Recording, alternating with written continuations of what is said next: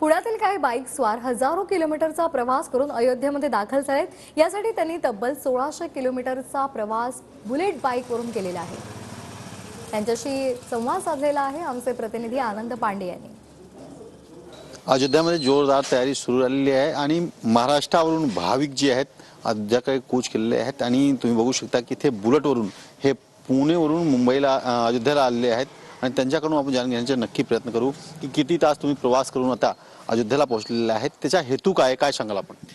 आम्ही काल सकाळी पुण्याहून निघालो होतो। त्यानंतर आम्ही काल रात्री बेवरामध्ये रेस्ट केलं पूर्ण आणि आज सकाळी पुन्हा 5:30 वाजता निघालो आणि आत्ता इथे पोहोचलोय।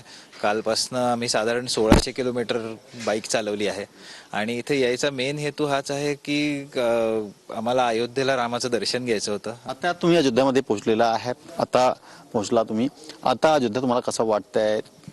आता एक तर इथे पोहोचल्यावरती एक तर आम्ही येतानाच भक्तिभावाने आलो होतो आणि नुसतं गावातून येतानाच आम्हाला 2-3 मोठी मंदिरं दिसली जी बंद आहेत।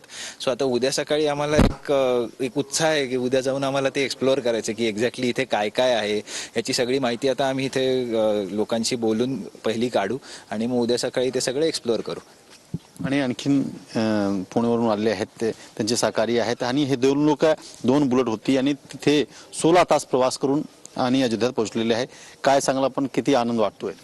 खूपच आनंद आहे, कारण खरं तर एवढ्या लांबचा प्रवास झेपेल की नाही इथपासून सुरुवात होती, परंतु कालचा प्रवास आणि आजचा प्रवास असे एकूण 1600 किलोमीटर आम्ही अगदी सहजपणे रामाच्या कृपेने पार पाडलेले आहेत। त्यामुळे खरंच खूप आनंद आहे। त्यानं मोहन दोघे, आनंद पांडे, TV9 अयोध्या।